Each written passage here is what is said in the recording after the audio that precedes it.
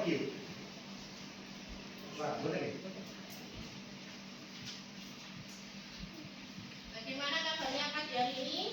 Alhamdulillah, kita absen dulu coba. Adinda Siwa. Coba komen Mbak, coba.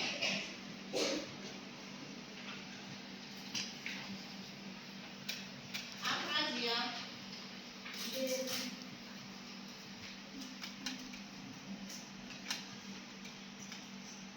Aisyah. Armanaira. Khadijah. Marisa. Muhammad Mirza. Muhammad Nabil. Rafsa. Nadia. Naila. Mila. Nur Aulia. Ika.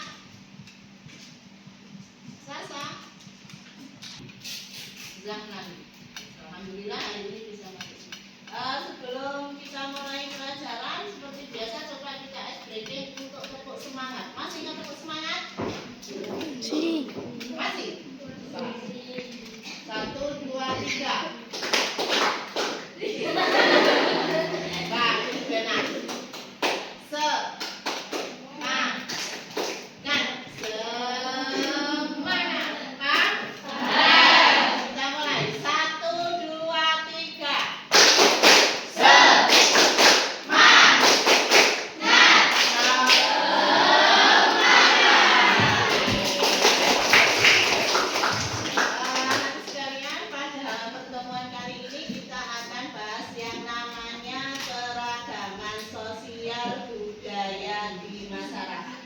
Tujuan pembelajaran pada pagi hari ini supaya kalian bisa tahu apa saja keragaman yang ada di masyarakat, bentuk-bentuk keragamannya itu seperti apa, kemudian faktor apa saja yang mempengaruhi keragaman sosial budaya yang ada di masyarakat. Di buku paket itu silakan dibuka. Nah,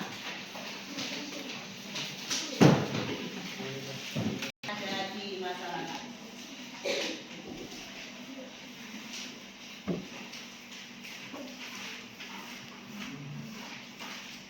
Keragaman sosial budaya. Perhatikan. Keragaman sosial budaya menggambarkan betapa banyaknya perbedaan di masyarakat, mulai dari suku, adat, bahasa hingga kepercayaan. Perbedaan ini justru menjadi kekayaan bangsa Indonesia. Keragaman sosial budaya adalah kondisi di mana masyarakat memiliki berbagai perbedaan dalam kehidupan sosial dan budaya. Keragaman ini muncul karena latar belakang masyarakat yang berbeda-beda. Kamu tahu budaya Indonesia? Tahu. Coba, siapa yang mau menyebutkan contoh budaya Indonesia? Kamu kan orang Indonesia. Ayo. Contoh budaya Indonesia apa? Kalau kamu dalam kehidupan sehari-hari, ngerti apa? Nyadran atau biasanya apa? Sedekah? Ya, betul, itu adalah contoh dari budaya yang ada di Indonesia, khususnya ada di Pulau Jawa. Contoh peta geografi setiap daerah memiliki baju adat dari berbagai daerah, tarian tradisional, nah itu adalah contoh dari keragaman sosial budaya. Faktor penyebabnya apa? Kalau kamu dilihat nanti faktor yang kaitan dengan yang di buku paket, faktor penyebab keragaman sosial budaya diantaranya adalah letak geografis. Indonesia luas, terdiri dari ribuan pulau. Letak geografis. Nah, ada yang masih ingat artinya letak geografis? Ayo, dulu. Letaknya, Anissa, coba.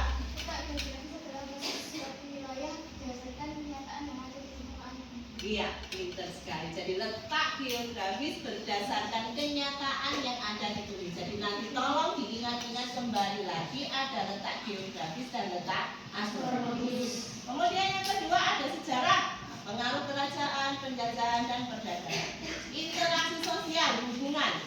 Masyarakat saling bertemu dan bertukar budaya. Jadi kalau misalnya kalian berinteraksi dengan orang lain, misalkan beda pulau dan apa, nah itu akan menyebabkan terjadinya yang namanya keragaman. Jadi yang dulunya kamu nggak tahu berinteraksi dengan orang luar, kalian bisa tahu seperti itu. Kemudian kondisi alam.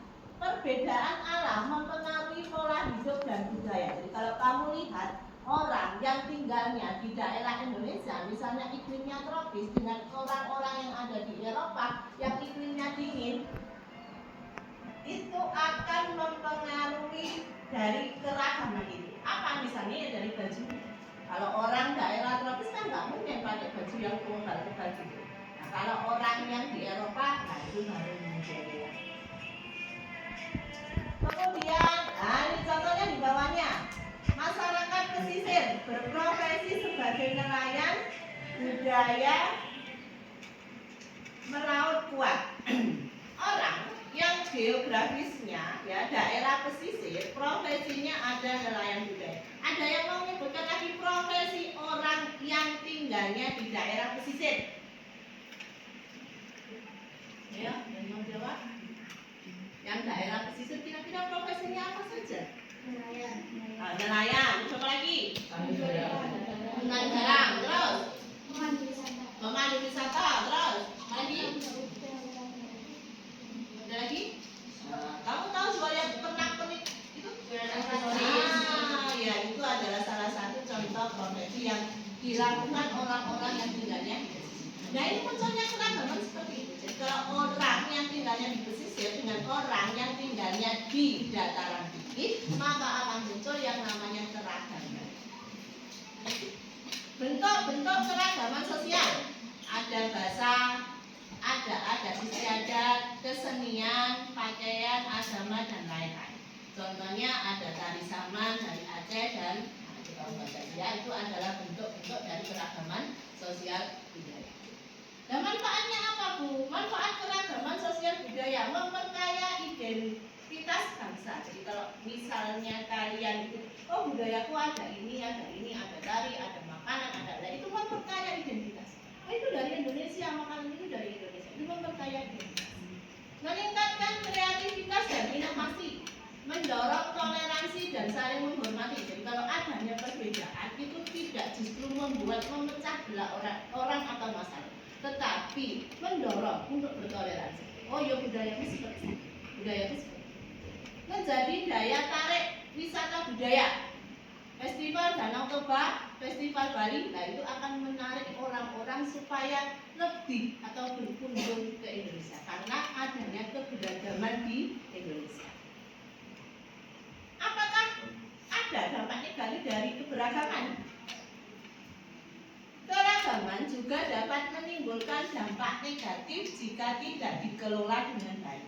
Apa dampaknya? Konflik sosial antar kelompok. Konflik itu apa?